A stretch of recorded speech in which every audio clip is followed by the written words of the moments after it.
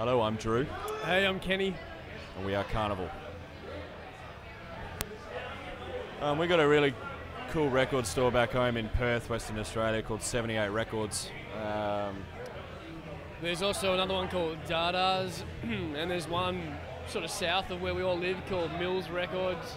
So there's a few that we used to still frequent and did as kids growing up. 78's was kind of more than a record store. It was where you met your friends after school, or when I kind of met my friends there. You could find all kinds of cool music and stuff you couldn't get anywhere else. We also used to hold gigs up in the on the second floor, and I saw a bunch of bands there back in the early days. Yeah. Like the record stores that we used to go to, there used to be places where you'd actually spend a fair bit of time sort of searching for music, and you kind of get lost in there, and that's where you would find new music, and you'd find all sorts of crazy shit. So I think that's what we did anyway.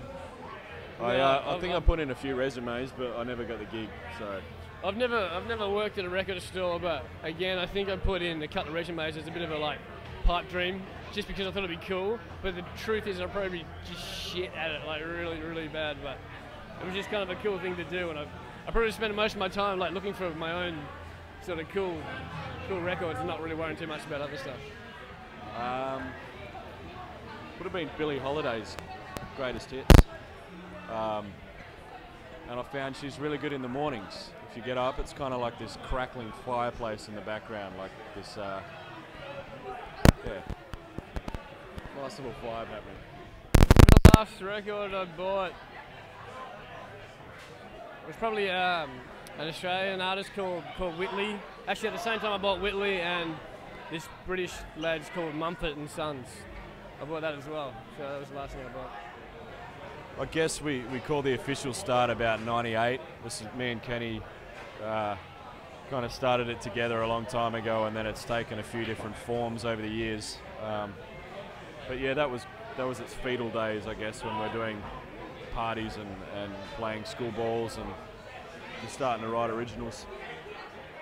I don't think we have a choice not to do what we do. I think I don't want to do anything else. So it's kind of pretty much, yeah. This is you figure out after a while when you start asking questions, why am I doing what I'm doing? It's just you don't have to answer it. It's just we can't be doing anything else. This is what we do, basically.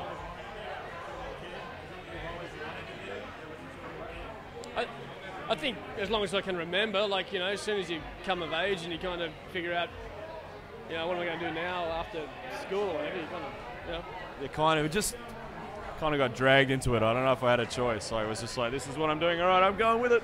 Fuck it. Probably the last record that we wrote, I think. Yeah, I have to agree with that.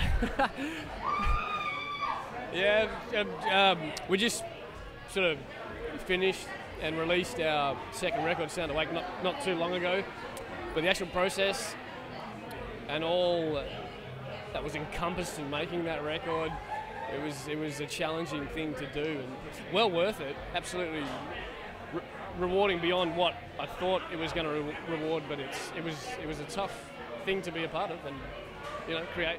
They both have really good sides. I guess probably more touring because there's so much more on offer in touring. In the studio, you can get a bit crazy, but very creative. You can get very crazy on tour as well, but yeah. It's kind of something new every day on tour. But I think a balance between the two is ideal. You can't tour forever, or else you end up crazy. It's an interesting one. This is bloody. My iPod, I guess. That's one thing that's always with me. I was going to say probably my Ventolin, because I'd die without it, probably. Can't live without that. My fat cat. Fat ass cat. It's like 8 kilos. Oh, I miss him. I just want to call him and go, how you doing, buddy? Are you well? And he'll be like, wah! And I'm like, oh, I miss you so much. But yeah, that's me. Yeah, like loved ones. So, cats, family, girlfriends, that sort of thing. Important people. We look forward to playing, obviously, but it's a pretty important part of who we are and what we do every day. We bloody love it. We really do love it. It's really a massive part of us. I like gauging people's reaction. I like it when people see us for the first or second time and they're still just going, shit, what's this all about? And people can't fake how they react. It's on their face. Either they love it or they hate it, or they're indifferent. They're like, what's actually happening? It's a cool thing. It's a good thing to see every now and then. Yeah, just connecting with new people every day is probably the best part about it. Yeah, totally. You don't want to know, man.